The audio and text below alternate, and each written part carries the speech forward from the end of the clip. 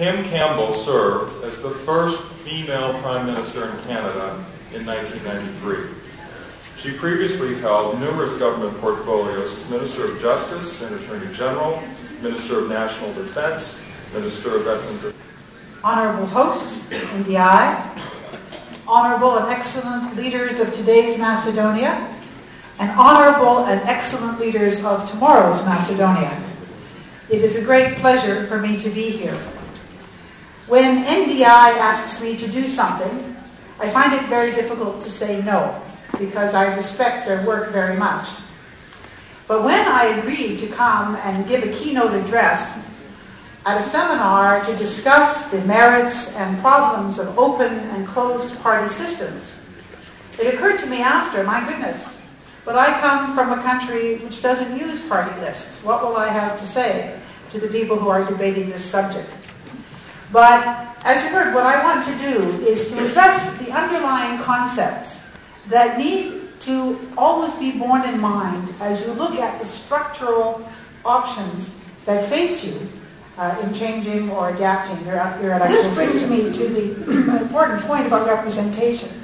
No matter who you are, you have to approach being elected as the beginning of an education. None of us ever knows enough to do the job right away. But that's part of what makes it so exciting. One of my colleagues in Parliament said, being elected a member of Parliament is like going to the best university in the world, because you have to learn so many things. And it's all there for you to learn. And you work with people from all over the country. You get to learn. But you must do that. You must expand. I used to say, I am a white, middle-class, university-educated, Protestant, baby boomer woman from Vancouver, British Columbia. I cannot possibly speak even for every woman in Canada, much less for every Canadian or everybody in my city. So whatever structures we create, we must create the capacity of our elected members to learn and grow. Now, structure is important, but it's only the beginning. There are many different ways that you can try to make electoral systems work. They need to respect the principles of representation. You need to look at what are the logistical and practical problems that face your country. Canada is a binational country, founding country. We have our Aboriginal people like you. We have to accommodate ethnic differences in order to have legitimacy. But if you do not have a system of representation that lets people look at their governing institutions and see a reflection of themselves, whatever those institutions do, no matter how brilliant and clever it is, it will never be accepted in the same way. There will never be the kind of legitimacy and support for the political process that is so important in a democracy.